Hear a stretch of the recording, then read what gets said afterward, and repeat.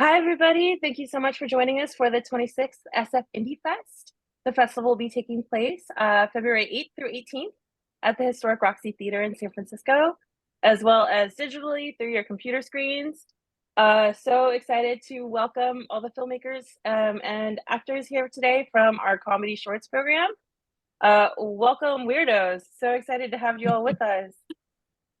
Uh, just to kick things off, I'd love to have everybody introduce themselves and let us know what film you're here with and what your role is. And we'll kick it off with Sophia. Hi, Sophia. Hi, how are you? Hi, Sophie. Hey. So we have our pilot episode of the series Who's Annie in the festival. And there's Annie right there. Hi. And Sophia, what was your role? On this I was project? the creator, director, and co-writer. I'm also in it, I should Awesome. mention. But Yes, yes, you are. And Annie, who I feel like needs no introduction, but go ahead and introduce yourself. I would also Hi, say everybody. Muse. Hi, I'm Annie Pasapia. Uh, I'm with Who's Annie, and I'm Annie, and I'm playing Annie. Meta.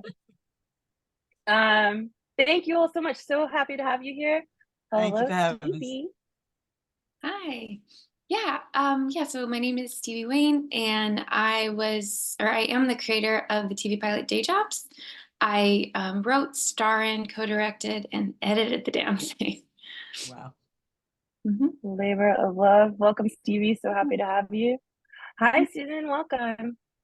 Hi, I'm Susan, and I am the director, writer, and actress of our pilot called Lucy and Sarah. I play Lucy, and we have Nicolette here who plays Sarah, and we are sisters in the show.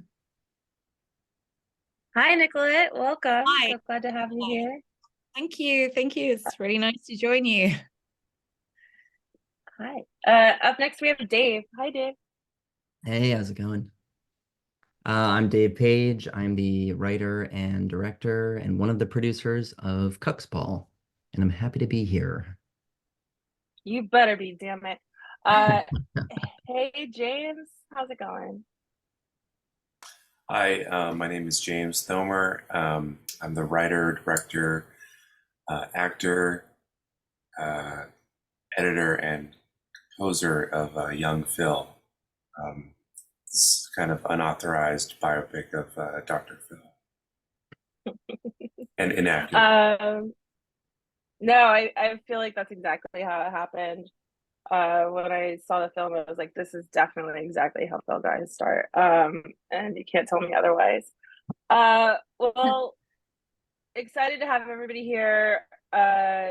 Your films are just fucking funny. They're really beautifully made. So I was so excited to get to kind of bring together this like Avengers team of really cool filmmakers. I would love to just hear kind of how your films came together. What was the genesis of the project, or how did you come to be involved? And we'll go in reverse order, and I'll kick it back over to James. What compelled you to do this completely 100% accurate depiction of young Dr. Phil?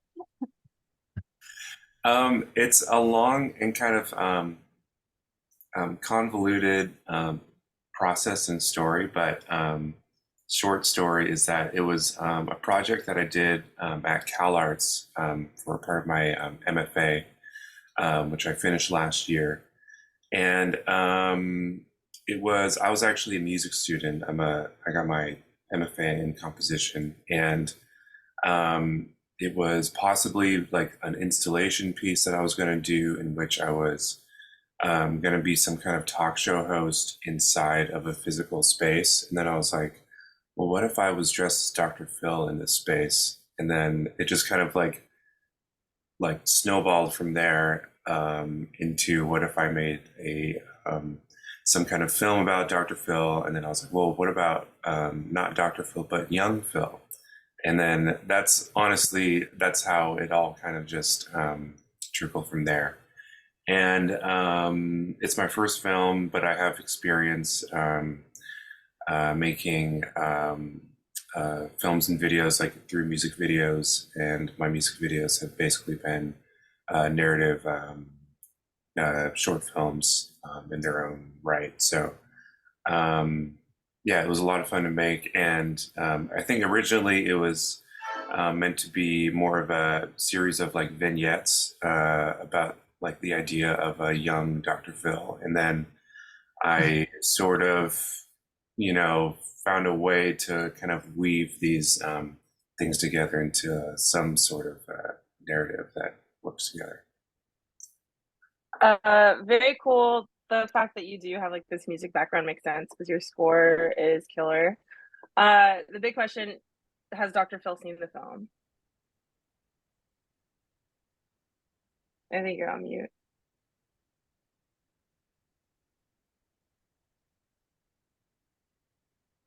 That's okay. We know that he's seen it. We know that he loves it. May have just watched it in this block. Oh, he watches it every day to prep himself to get ready to go. Dave, how about you? How did Cuxball come together? First off, love the cat. I mean, all of you have such amazing casts, including the people who are in the cast that are in here. James, you too, like the folks that build out your cast. But Dave, huge fan of River, so Yeah. excited to see them. And I was like, yeah, I'm gonna watch all of this, and I want this movie in my life. But tell us about how it came together and what your approach was. Sure. I had this image in my mind just kind of floating around in my dome for like, literally probably 20 years or thereabouts, of a gardener finding a cassette tape in the earth while they're weeding. And it was just one of those, like, I mean, in college, to date myself, I kind of had this idea, and I sort of have written a few shorts with that in mind that just went nowhere over the years.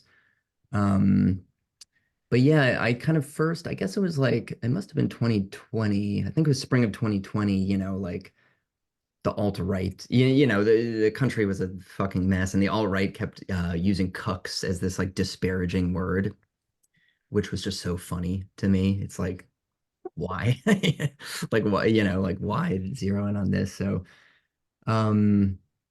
anyway, my wife and I were making fun of that one day and whatever, and I was just thinking about it and meditating on this couch right behind me, and those two kind of things, the tape and that, and cucks, just, found a synthesis. And I just kind of came out of that and started laughing, and I just wrote this thing without much analysis of what I was doing, and I liked it, and it was kind of an exercise for me. And I'm typically a very heady, like I overanalyze things to death, and this one I was just like, I'm just going to do this, and it was great. It was fun. That's it. Awesome. It comes through. Thank you so much for sharing. Sure. Susan, would love to hear how this kind of came together for you. And then Nicolette, we'll toss it over to you because I'd love to hear how you kind of came into the project and what your approach was to your role. So Lucy and Sarah, the first iteration of it was about 10 years ago, and a different friend and I had just kind of slapped it together. We just decided to do it, and we the script was a lot more basic, and we just kind of freeballed it. And then 10 years later, I got a couple of my friends together who just had like this window of time, and we just made it come together. I know that sounds really boring, but we kind of just balls to the walls and we did it. And it was such a group collaboration. And then I'll let Nicolette talk more about how she came on board, but it was supposed to have been a different actress, but then thank goodness we got Nicolette, and it was just a crazy roller coaster ride. Yeah. Oh my gosh. Yeah. It was absolutely crazy. When Susan approached me and asked if I'd be interested, I said yes, of course. I hadn't seen Susan for so many years. We went to drama school together. And she sent me over the script, and I looked at it and made me laugh straight away, And yeah, I was really excited and happy to be in it.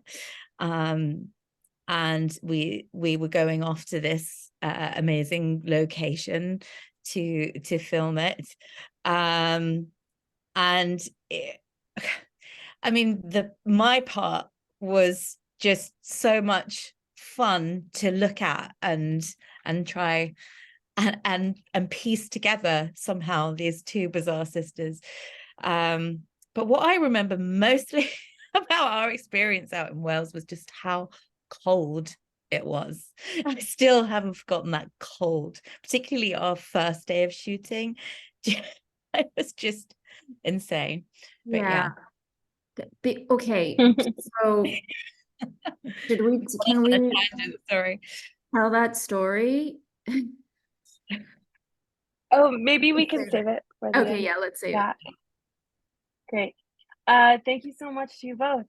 Hey, Stevie, tell us about Day Jobs. Yeah. Well, I always tell people it's like it's like mostly a documentary about me. And I wrote it. I wrote it because I just wanted to give myself like just want to give myself hope because this industry can be so brutal. And I just like wanted to make something to prove to myself that I'm not like crazy for wanting to be here. And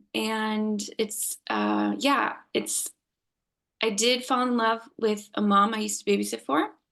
And my ex-boyfriend did help me come out as a lesbian. So those storylines are super true and accurate. And yeah, I just wanted to write something that had a lot of feelings in it. So Thank you, Stevie. I mean, it really comes through, especially when you get to your conclusion and you get to see your character like go up and actually do the stand-up, and you're just like, I'm dying out here. Like that feeling is so true to, I know, that the person that you are and the way that you access your art. So it just comes across in such a beautiful way. thank you. Thank you, Stevie. Sophia, how did everything come together? How did you find your muse in the amazing Annie? Like, I love like how layered and meta your project is.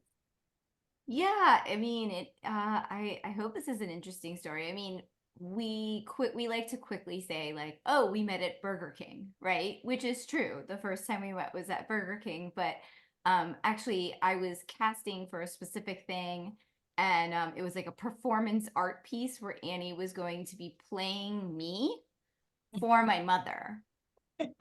It's a whole thing, but so like anyway, Annie was using like a voice modifying mic behind a curtain, and my mom would ask questions. And anyway, I was like talking to Annie a lot about just her life and her journey, and she had at that point like recently started acting, but she was already like really going strong. She had so much to show, and it was like a later in life career that she was just like grabbing hard. And I just found her really inspiring.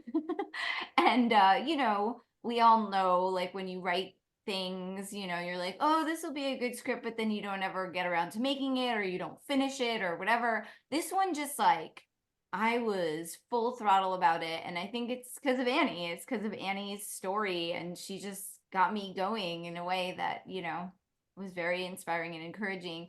And then I didn't mean to act in it. I like performing sometimes. I don't really do it that much, but like I have no training as an actor. But when we were auditioning people to play me, there was somebody that wasn't right for the role. But while the co-writer was watching it, she was like, this is it. Like watching you direct somebody to direct Annie is like this other amazing layer. And that's how it happened. So rad.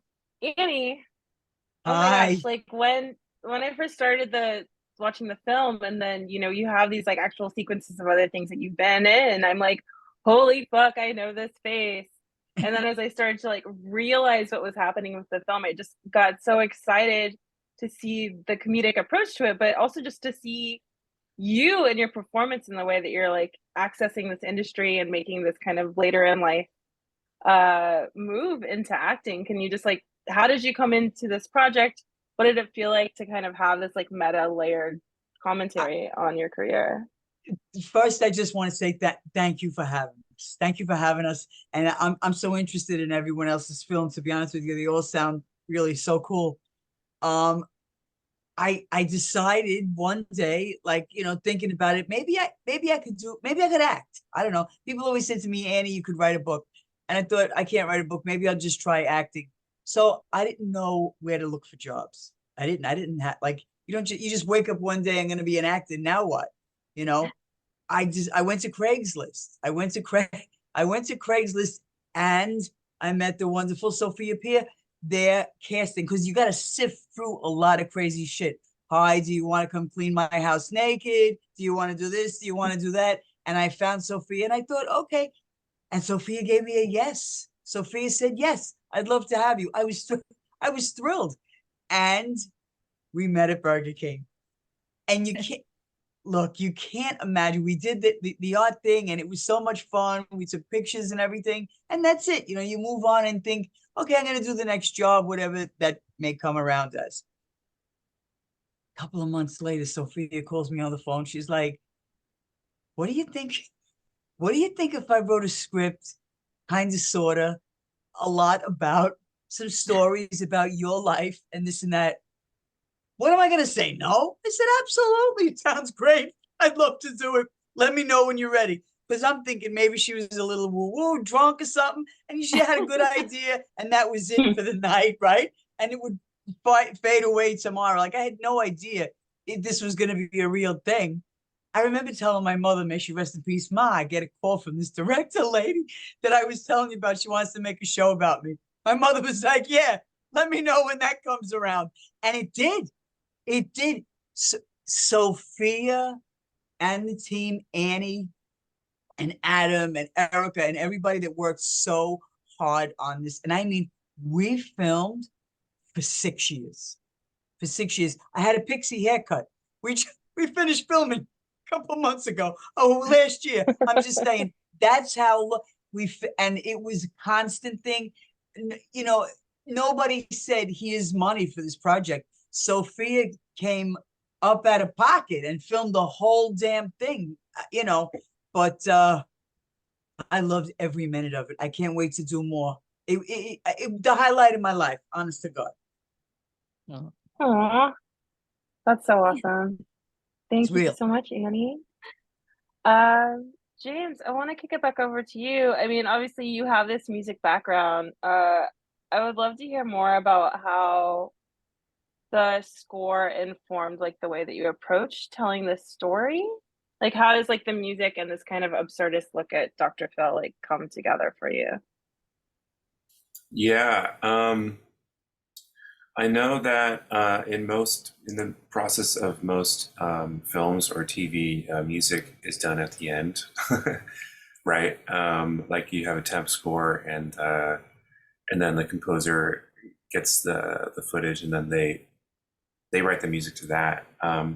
But some of this music I had already, and it kind of informed how I shot things and how I was thinking about it in that way. So it was sort of like the process was kind of reversed, I would say, and which it wasn't necessarily a good thing, but because I'm thinking musically, like primarily, like sometimes maybe too much, and sometimes in editing I would get too attached to certain cuts because I'd be like, oh well, it has to like get to this point in the song because it's really important that this musical thing happens and this shot happens.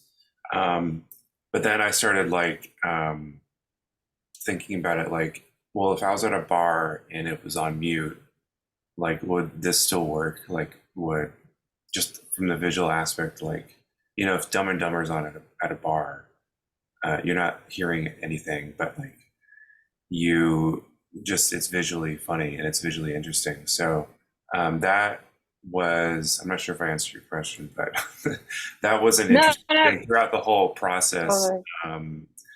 And yeah, and piecing together, actually it was interesting. Like there's one part of the film, it's like it's a really sappy kind of theme on the English horn, and I wrote that piece specifically for the scene in mind when he like lets go of the balloon and it's like really melodramatic.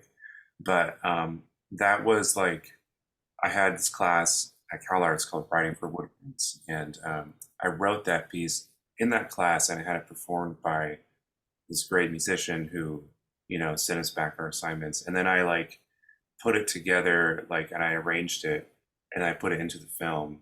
So that was something I thought about like weeks before. I think before I even shot it, I was writing the music for that scene. Yeah. It's awesome. Thank you so much. Dave, I would love to like hear a little bit more about your approach to your character. I Mhm. found it to just be incredibly like earnest and respectful of this like look at something that you're not always kind of thinking about like in a sympathetic way, I guess.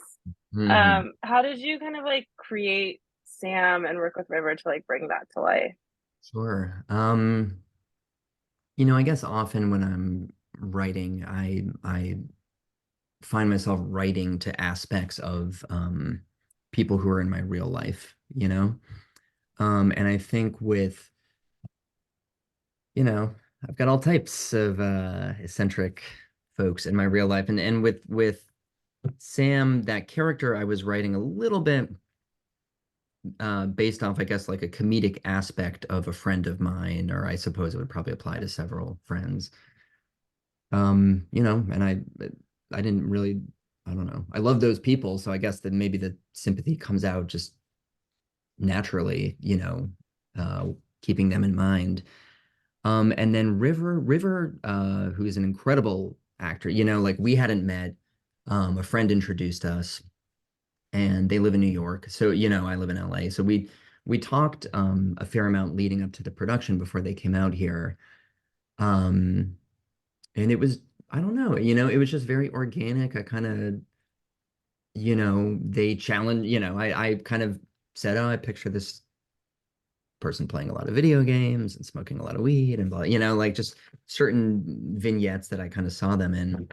And then River had a lot of questions prying into that. And it was just kind of an ongoing dialogue, I guess, for a couple weeks leading up to the production. Um, and then right before we shot, I got COVID. So then we had another month to keep the dialogue going, and it helped, I think, as a result. So yeah, I don't know. That's awesome. I mean, it makes sense, right? Like communication and collaboration, I think, Yeah. can make some of the most exciting, fleshed out characters that like are rooted in a place of respect, even if it's like a situation that we might think of about in like more of a mocking way.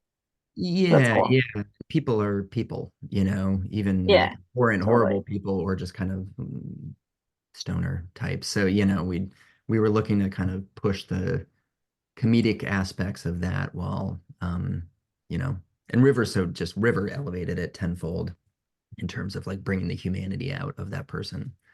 Um, so yeah. Awesome. Thank you so much. Susan and Nicolette, do you want to tell your story? Um, Go ahead, Nicolette. well, where do I begin? My gosh. Um, I don't know if we're thinking about the same story. yeah, exactly. Oh. Maybe you should start, Susan. Oh, well, it was nothing too deep. It was like because we had such a small crew, it was a 7-person casting crew. So we all doubled as something else.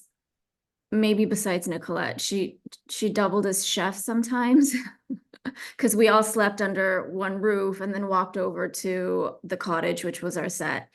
And then the very first day, we had this scene where we film outside and it was snowing, it was freezing cold. And we went through the entire scene and we're like, okay, cool, it's done, it's done. And then Jeremy, who played Donald, was also working one of the cameras when he wasn't playing Donald. And he's like, wait a second, weren't we supposed to have harmonicas in that scene? And then we're like, yeah, that was the whole point of the scene.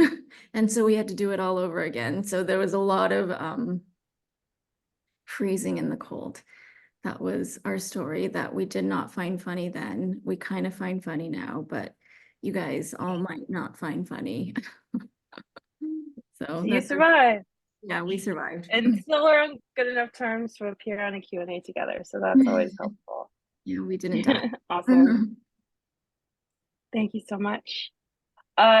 Stevie, I would love to hear about how you collaborated with your co-director, Ari. Obviously, so much of this project is your DNA. You've already said it comes from a very personal place, which can be difficult as a director to kind of have that like 1,000-foot view of where you're at. So like, what was your collaboration like with Ari? And how did you like find a place of comfort of collaboration and like sharing so much of yourself? Yeah, well, me and Ari, we both worked at BuzzFeed like 6 years ago together. And she also does stand up. And I think when I wanted to make this project originally, I was just going to direct it myself. But because I was going to be behind camera, I didn't want to have to like answer to everybody on set and have to like flip hats and take myself out of character. So Ari is just like a really she's really grounded. We did like it was really like important to me to have like a safe set. So we did like emotional check-ins with everybody. She would like lead a body movement. We'd all like kind of get in our bodies, and it was a super like feminist, collaborative, safe place, and that was really, really important to me. Like everybody on crew was someone that I loved and worked with, and like it was just like because it is so vulnerable, and like for me to be so present, I just needed to not feel like I was being judged. So Right. I feel like yeah, Ari was really great. She just like really helped me yeah, just feel safe. And she would, in between sets or in between takes, she'd come in and just give like a super fucked up note, but it helped me like get in character, and it helped me like connect to whatever the scene was about. So it was it was like really, really, really cool collaboration. That's awesome. Thank you so much, Stevie. And then we're going to start with Annie and then kick it over to Sophia. But like, Annie, what was the process like for you to get into a character that is based off of yourself but not yourself? Like, did you have to do anything? Be like, okay, this is not me. I am a shadow human. Like, how did you jump into this? And obviously, you had so much time to like develop who Annie is.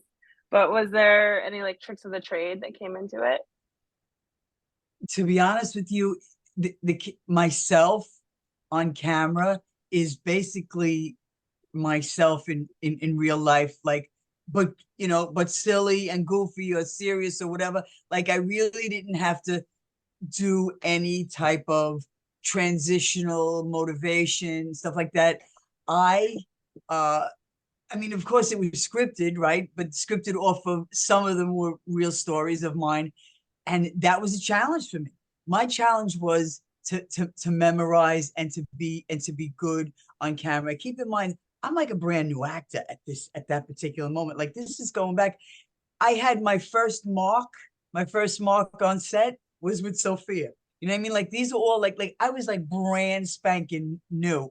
So I wanted to not only prove to myself, but it was important to me that like here's a lady that I just freaking met. Like she's writing a whole and not only is she writing it, and she didn't roll up with like her phone and say, let's start filming. Like she rolled up with like a whole crew, a whole bunch of people. So it was like I wanted to do as best as I possibly could to show that I could do this.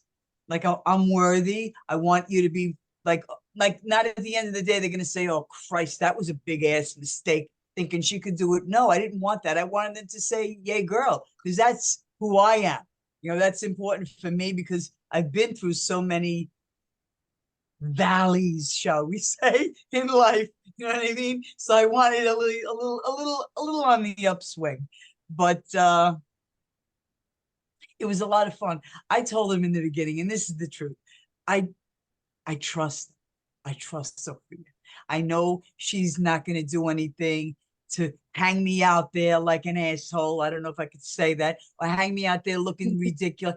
You know, like she's gonna be correct. And I told her, you want me to sit over there with a propeller hat on? I'll do it. You know what I mean? Because I believe you.